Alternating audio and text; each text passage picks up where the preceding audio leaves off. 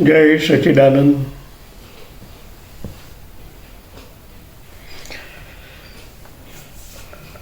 अभी तक universe technology में थियरी और प्रैक्टिकल हमने समझा। वाइब्रेशन कैसे काम आते हैं, वाइब्रेशन क्या है,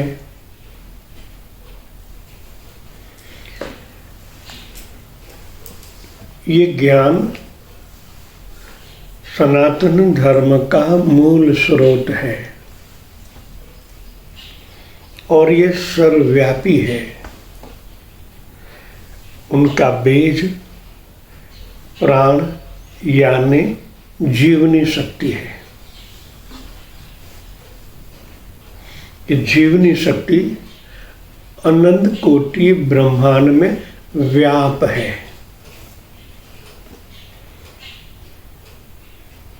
मैं इसलिए कह रहा हूं कि ये यूनिवर्स टेक्निकल के द्वारा आप अपने को खुद को सर्वव्याप बना सकते हैं।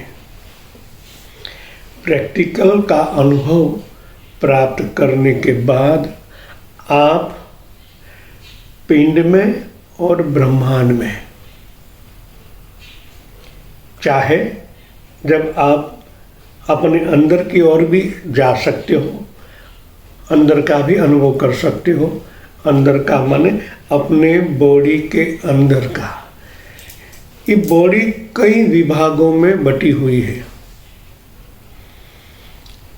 अलग अलग तंत्र कहे गए हैं। श्वसन तंत्र, रुधिराभिसरण तंत्र, चेता तंत्र, अस्थि तंत्र, प्रजनन तंत्र, माइंड से लेके कई विभाग हैं। हर एक विभाग की जानकारी आपको यही प्राण शक्ति यानी यूनिवर्स टेक्नोलॉजी के द्वारा प्राप्त हो सकती है। आपके अंदर की जानकारी खुद को, मैंने कल बताया, जैसे आप ऐसे करते हो तो ये जिस तरह स्कूटर का प्लग होता है ऐसे करता है, इसी तरह आप ऐसे हाथ रखने से प्लग की तरह एक विद्युत तरंग ऐसे फैलने लगती है। इनके द्वारा आप अंदर की जानकारी प्राप्त कर सकते हो। इस बॉडी में कौन से विभाग में क्षति है या बरोबर चल रहा है, माइंड अभी काम नहीं कर रहा है तो उनका कारण क्या है, हमारा पचन तंत्र बिगड़ा हुआ है तो उनका कारण क्या है, उनको कैसे ठीक किया जाए, श्वसन तंत्र में गड़बड़ है उनको कैसे बैलेंस किया जाए। ये हमारे छोटे ब्रह्मांड की बात हुई। इसी तरह इस विराट ब्रह्मांड के अंदर भी आप कनेक्ट हो सकते हो। इनका बीज यही हमारा जीवनी शक्ति यानी प्राण शक्ति है, जो कल्प के शुरुआत से लेके अभी तक सतत सर्वव्याप के हिसाब से चल रही है। इनका अनुभव करने का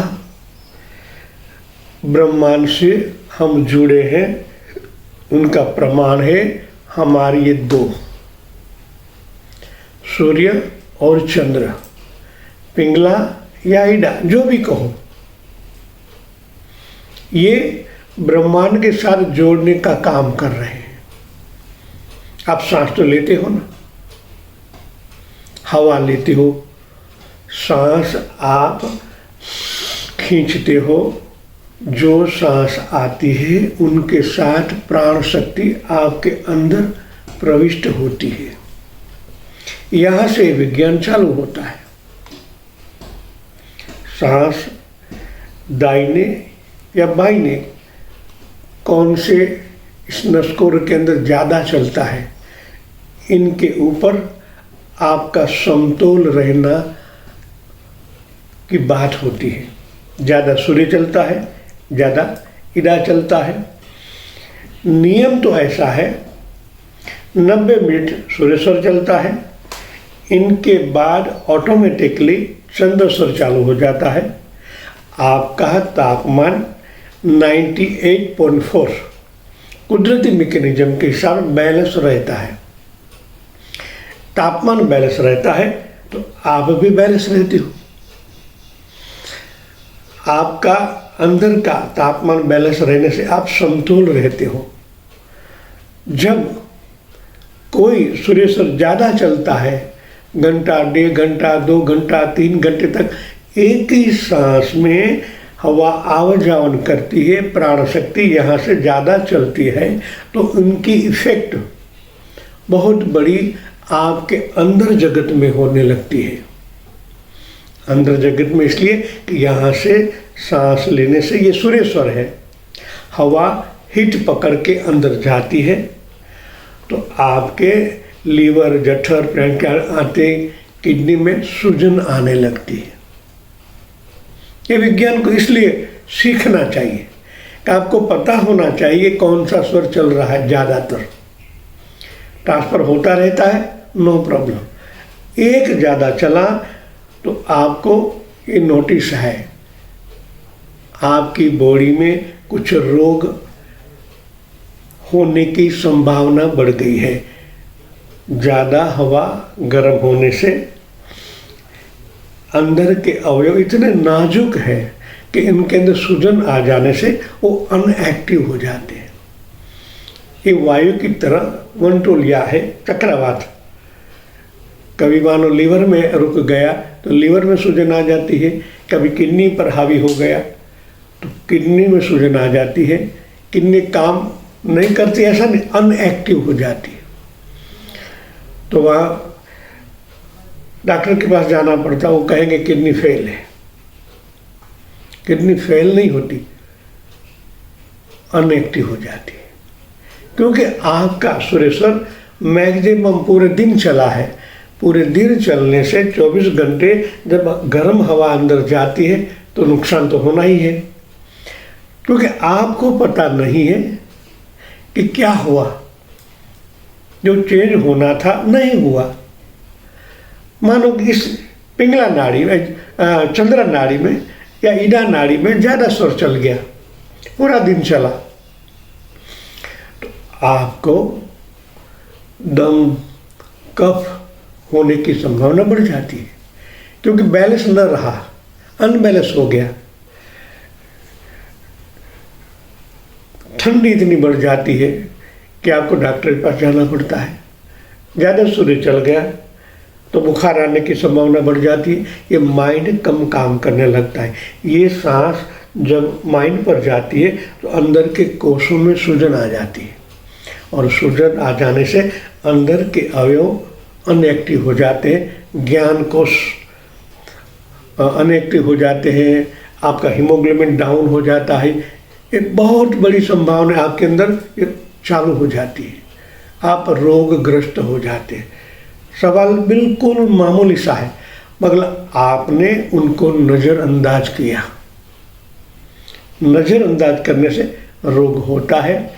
डॉक्टर के पास आप जाओगे तो वहाँ इस रोग कैसे हुआ वो मालूम नहीं पड़ेगा, क्योंकि हवा, वायु आज तक न MRI में आया है न सोनोग्राफी में आया है।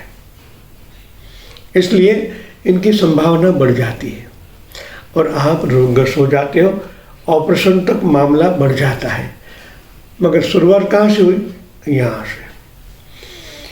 इस ब्रह्मांड में से जब ऐसी प्राण शक्ति आती है तो प्राण शक्ति कभी एक ही बात रह गया तो नेगेटिव हो जाती है, वो भी सूजन में सपोर्ट करने लग जाती है। डॉक्टर के पास जाने से भी ऑपरेशन के सिवा कोई रास्ता नहीं रहता है। इनको तो हम घर ही बैलेंस कर सकते हैं। ये इसको चेंज करना है। मानो सूर्यस्वर चलता है तो उनको चेंज करने से यहाँ दबाना पड़ता है बगल में, तो नाड़ी चेंज हो जाती है। या तो आपको ज़्यादा सूर्य चलता है तो उनको इस तरह राइट में सुनना है, ईडा नाड़ी चालू हो जाएगी। धीरे धीरे धीरे धीरे बैलेंस हो जाओगे। 98 पॉइंट ही रखना है टेम्परेचर हमारा। 90.84 इतना ही रखना है। ओवर हो जाने से ये रोग होने लगते हैं। ये सब प्रैक्टिकल सिखाया जाता है। संकल्प से दूसरों के सूर्य चंद्र को कैसे बैलेंस किया जाए, उनकी सुषुम्ना कैसे खोली जाए, ये विषय प्रैक्टिकल पर है।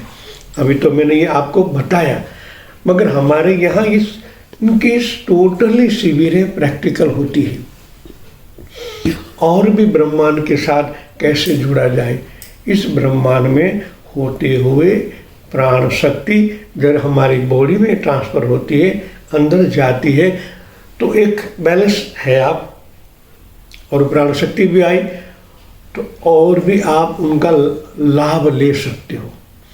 ये हमारे बॉडी में कई प्रकार की प्रक्रियाएं चलती है। ये अणु से बना है, परमाणु से बना है, इनके और भी लीवर जठर प्राण के आते के नहीं, सबको प्राण चाहिए। जब से ब्रह्मांड में आता है, उनको बैलेंस न करने से आप बैलेंस हो जाते हो। जिस तरह ये हमारा ब्रह्मांड उत्तर ध्रुव और दक्षिण ध्रुव के हिसाब से आकर्षण और विकर्षण से चलता है। उनका गण स्वरूप और ऋण स्वरूप बैलेंस में रहता है। कहना तो और भी ज़्यादा है, मगर जब हम रूबरू मुलाकात करेंगे तब और भी सूक्ष्म ज्ञान आपको दिया जाएगा प्रैक्टिकल में। जय सच्चिदानंद।